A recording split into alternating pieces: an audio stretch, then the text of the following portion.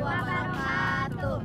Halo, kami dari kelas Ilmu Tanah B, kelompok vertikal. Di sini kami akan melakukan video opening tentang penyuluhan pertanian mengenai pasca panen. Dengan saya, Mufti Fisidasari dengan NIM C1B023181. Saya Nur Hijriah dengan NIM C1B023151. Saya Nurul Azmi dengan NIM C1B023152. Saya Wulan Maulinda Setiorini dengan NIM C1B023191. Saya Sofiatun Nisa dengan NIM C1B023187. Halo semuanya, selamat pagi. Di sini saya akan melakukan penyuluhan sederhana mengenai pasca panen hasil pertanian. Pasca panen merupakan dua kata yang sering kita dengar, apalagi dalam dunia pertanian. Nah, tetapi masih banyak masyarakat atau orang yang belum mengetahui apa itu pasca panen. Untuk itu, di sini saya akan menjelaskan mengenai pasca panen.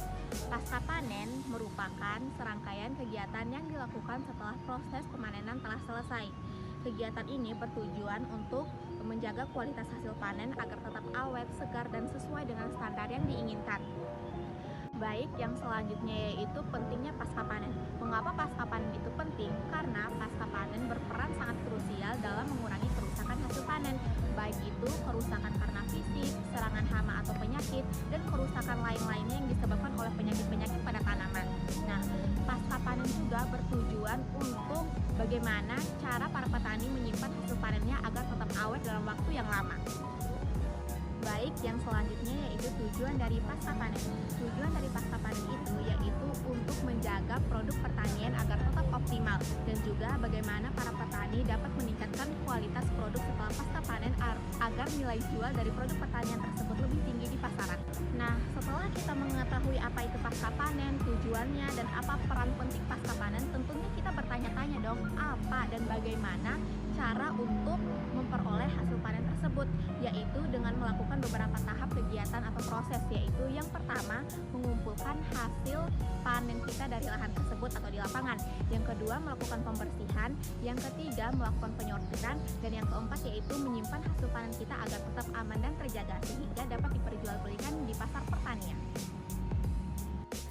Baik, proses tahapan pasca panen. Proses pasca panen merupakan rangkaian kegiatan yang dilakukan setelah proses pemanenan selesai.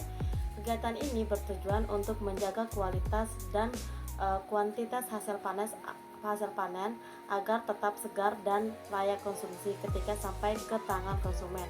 Secara umum, proses pasca panen itu meliputi beberapa tahapan utama.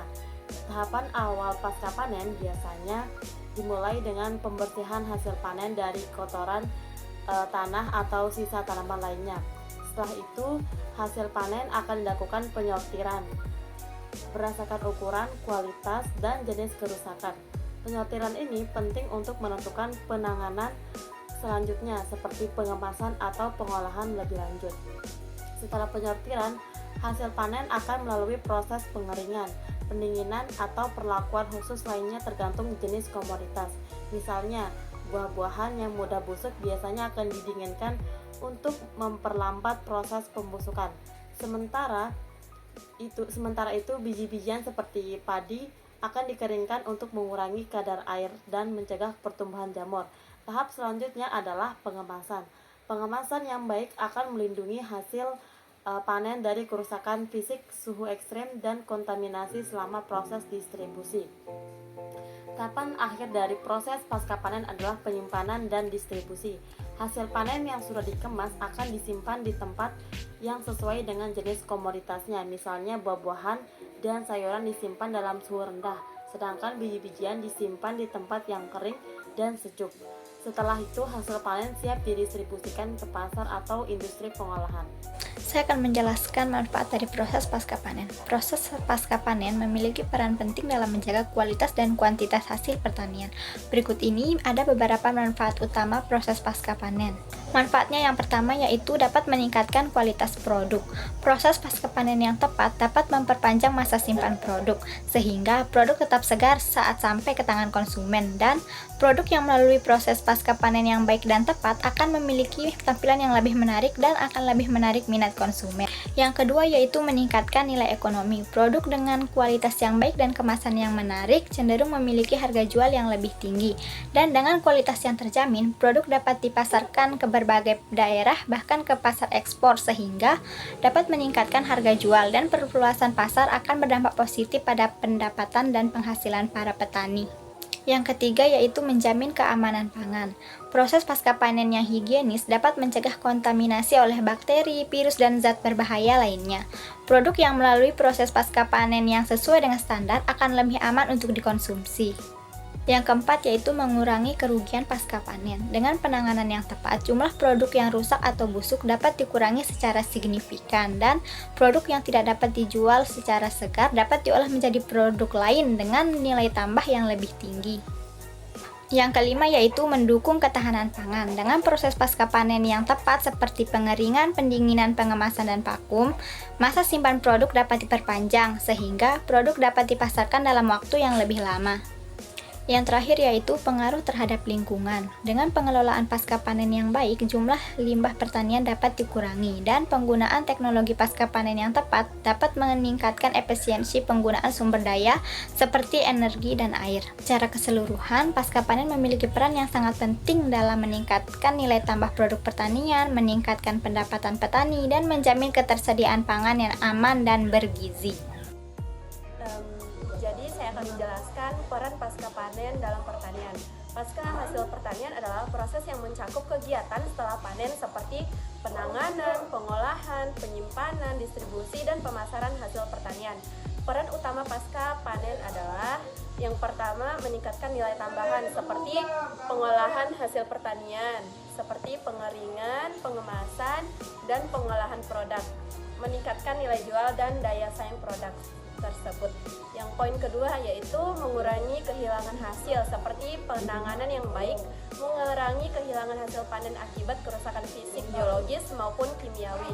Poin ketiga menjamin kualitas produk seperti menjaga kualitas hasil pertanian agar sesuai dengan standar konsumen domestik dan maupun ekspor. Poin keempat yaitu memperpanjang masa simpan, seperti teknik penyimpanan yang tepat memungkinkan produk bertahan lebih lama tanpa kehilangan nilai gizi atau kualitasnya. Tantangan pasca panen di Indonesia, yang poin pertama yaitu kehilangan hasil panen yang tinggi. Seperti di Indonesia, kehilangan hasil panen seringkali mencapai angka 20-30% akibat metode panen dan penyimpanan yang kurang efektif. Yang poin kedua yaitu teknologi yang terbatas, seperti banyak petani kecil belum memiliki akses ke teknologi modern untuk pengolahan dan penyimpanan pasca panen tersebut. Yang poin ketiga yaitu kurangnya infrastruktur. Infrastruktur seperti jalan, gudang, dan cold storage sering tidak memadai, terutama di daerah pedesaan. Poin keempat itu ketergantungan pada cuaca. Penyimpanan tradisional dan pengeringan hasil panen masih bergantung pada cuaca, seperti pengeringan dengan sinar matahari. Yaitu poin kelima, kurangnya edukasi dan pelatihan. Petani sering tidak memahami pentingnya pengolahan pasca panen dan cara memproduksi mengimplementasikan teknologi yang ada. Poin keenam yaitu permasalahan rantai distribusi. Distribusi hasil panen yang lambat dan tidak efisien dapat menyebabkan kerusakan produk sebelum sampai ke konsumen. Yang ketujuh adalah fluktuasi harga. Pasokan yang tidak terkontrol menyebabkan volatilitasi harga produk pertanian merugikan petani. Dan lanjut, peluang pasca panen di Indonesia ada beberapa poin, yaitu poin pertama peningkatan nilai produk ekonomi produk, diversifikasi produk pasca panen seperti pembuatan produk olahan seperti keripik, jus, tepung, dan lain-lain dapat membuka pasar baru dan meningkatkan nilai tambah hasil pertanian.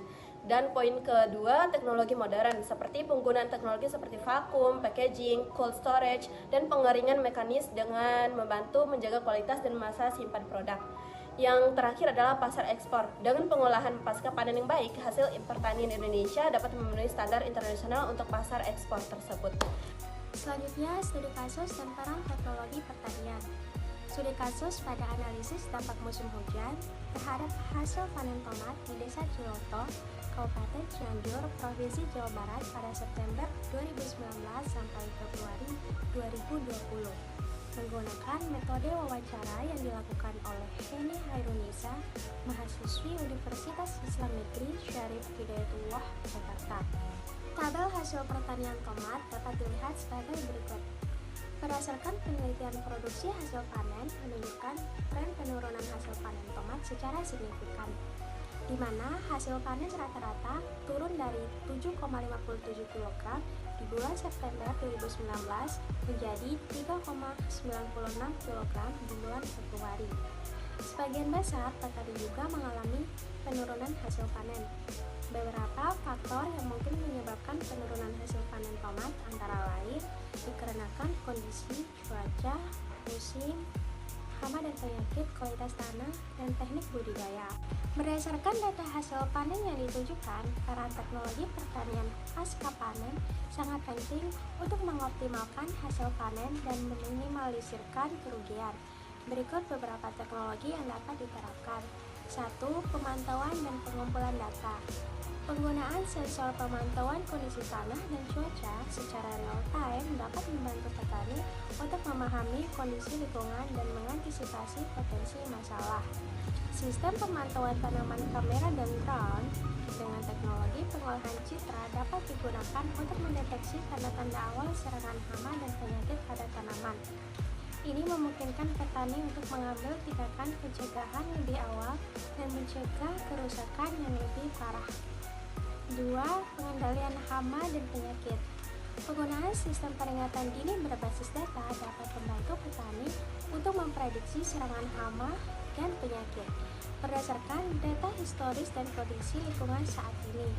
Kemudian, penggunaan pestisida cerdas teknologi dapat membantu petani untuk menggunakan pestisida secara lebih cepat dan efisien, mengurangi dampak negatif terhadap lingkungan dan kesehatan.